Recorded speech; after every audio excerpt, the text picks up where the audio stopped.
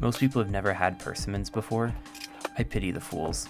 I could try to explain what they taste like, but honestly there really isn't anything good to compare them to. Like, if you look up what they taste like, it says like a combination of apricots, dates, and mangoes. So take that as you will.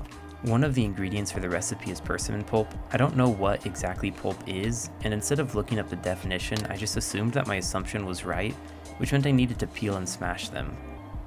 Persimmons are decently soft when ripe, and the knives were in a drawer less than 2 steps away from where I was standing, which is simply too far to warrant getting, so I just ripped the skin off with my hands. Was there a better way to skin the persimmons than using my hands? I'm certain that there was, but honestly I can't say I care. And I had already started with my hands, so I had to commit. Believe it or not, it felt kinda weird. If you've ever cleaned hair out of a recently used shower drain, it feels pretty similar to that, just a little less stringy and more mucusy. I've never really been one to care for how things look, like don't judge or whatever. But I think that both seeing and touching the entrails of persimmons have really made me appreciate the idea of gloves. I still refuse to use them, but the concept of gloves means a whole lot more to me now. The way persimmons are structured is also fairly weird.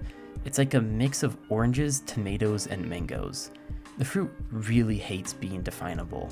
You go, girl. After the pulp was done, it was time to put all of the other ingredients in. The other ingredients are sugar, flour, egg, the sodas, and some other shit. If you've ever baked before, then you know that the directions usually say to mix wet ingredients and dry ingredients separately. I didn't do that because I didn't really see a reason to. It definitely wasn't because I misread the instructions and put half the ingredients I shouldn't have in the wrong bowl. No, it wasn't that. It's just, there's no reason to. Now look at that yummy concoction. If I didn't know any better, I would have assumed it's a potion for immortality. I accidentally put the flour in late. I guess it was supposed to go in sometime before the vanilla extract, but honestly, you couldn't convince me that it matters. What's the difference between putting the milk in last like the recipe says, or putting it in first? To say that you're a bitch rule follower? No, not me. I am too cool for that shit.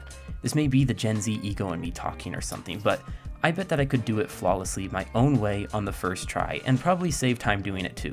Fuck the recipe, fuck telling me what to do, fuck authority, and fuck my elementary school bus driver for yelling at me for trying to stab a kid's eye out. He deserved it, and if you can't see that, then fuck you. After spraying the pan, I realized that I had forgotten to start preheating the oven before the recipe had told me to, so I'd have to wait 20 minutes before I could throw it in. Which was kind of a nuisance, but I felt like my blood sugar was starting to run low, so it ended up working out. I decided to eat some Smarties, which is basically my crack. If I had an Achilles heel, it would probably be Smarties. I recently found a place where I can buy them for $3 a pound, so you bet I have a dresser full of them now. Honestly, I probably go through 10 to 20 rolls a day. Ah, that's better. I can already feel the sugar rush hitting. Once the oven was preheated, I poured the batter into a pan and threw it in the oven for an hour. Then I started cleaning the work area since it's my parents' house and I don't really want to get yelled at. No, not today, Satan. I've been a good boy.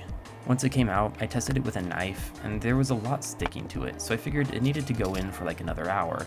But then I remembered that it's pudding, not cake, so it was probably fine.